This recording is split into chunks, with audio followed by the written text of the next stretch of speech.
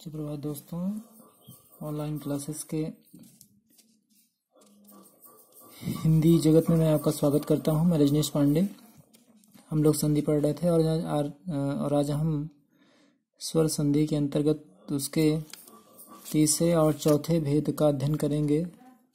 चौथा भेद अर्थात वृद्धि संधि, तीसरा भेद और चौथा भेद अर्थात यण संधि। इसके पहले कल के चौथे भाग में हम लोगों ने दीर्घ और गुण दोनों संधियों की पुनरावृत्ति की थी, जिसमें हमने देखा था कि आ के बाद अगर ये है तो ए में वह शब्द वर्ण परिवर्तित हो रहा है, अगर आ के बाद वो है तो ओ में, और अगर आ के बाद री है तो अर में परिवर्तन हो रहा है।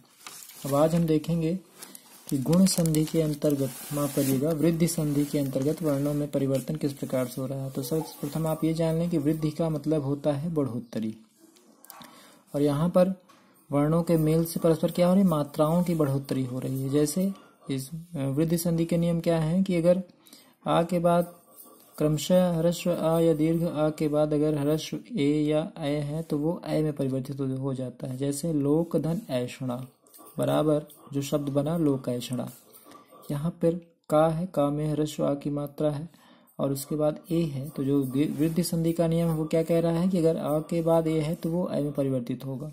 तो इस प्रकार से पूरा शब्द बना लोकायषणा, पहली कंडीशन। दूसरी कंडीशन क्या है कि अगर आ के बाद ओ या अव है तो वह क्रमशः अ में परिवर्तित होगा।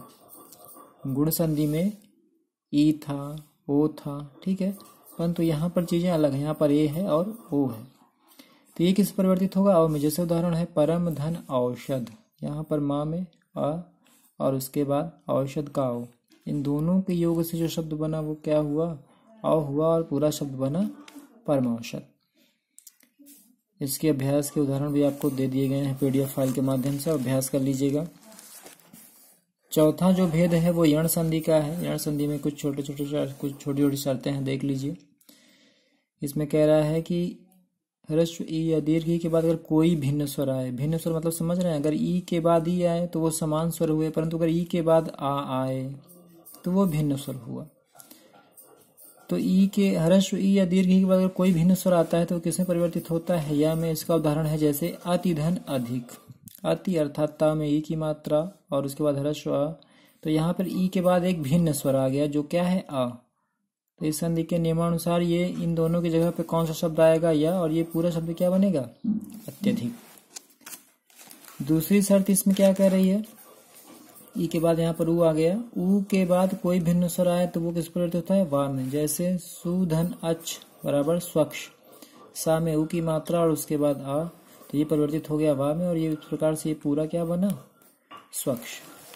तीसरी शर्त इसमें दी हुई है, री है, री के बाद कोई भिन्न स्वर आए वो परिवर्तित होता है रा में। गुण संधि में अर में परिवर्तित होता था, याद रखिएगा, लेकिन वहां पे आ के बाद री हुआ करता था।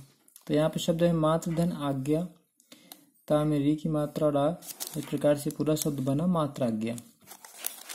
अब अगर एक एक करके हम सभी को देखें तो थोड़ा सा समझ में आ जाएगा। दीर्घ संधि में क्या था, समान स्वर वर्ण आपस में मिलकर के दीर्घ स्वर वर्ण परिवर्तित हो रहे थे, चाहे वो आ के बाद आ हो चाहे ई के बाद ई हो, दीर्घ ई बन रही थी, ठीक है।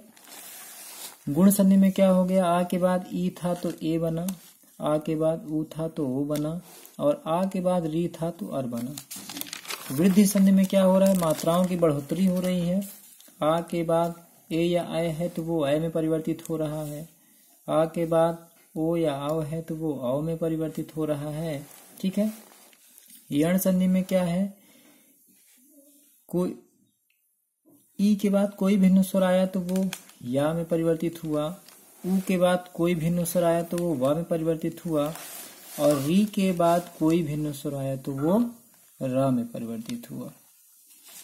तो आप एक एक भाग को, स्वर संधि के एक एक भाग को बहुत ध्यान से पढ़ेंगे, और जो आपको अभ्यास के लिए पीडीएफ फाइल प्रोवाइड की गई है उसके उदाहरण को आप हल करके खुद को परखेंगे, खुद का मूल्यांकन करेंगे। या तो अगर आपके पास कोई हिंदी की पुरानी किताब हो या कोई अखबार हो तो आप उसमें से ऐसे शब्दों को ढूंढिए जिनमें संधि की हुई है और उसमें संधि पहचानिए या उनका संधि विच्छेद करिए, अभ्यास करिए अपने विषयगत पकड़ को मजबूत बनाने के लिए। ये सबसे आसान तरीका है। अगर आपको संधि सीखनी है तो आप पुराना अखबार उठाइए हिंदी का, उसमें ऐसे शब्दों को ढूंढिए, उनको एक कॉपी पे लिखिए, फिर उनका संधि विच्छेद करिए, संधि करिए। ऐसे कर करके आप संधि प्रकरण पर अपनी पकड़ जो है मजबूत बना सकते हैं। दीर्घ के बाद गुण, उसके बाद आज ये वृद्धि और यण, 4 भाग हो गए स्वर संधि के। एक भाग और बचेगा अयाद, जिसे हम कल देखेंगे।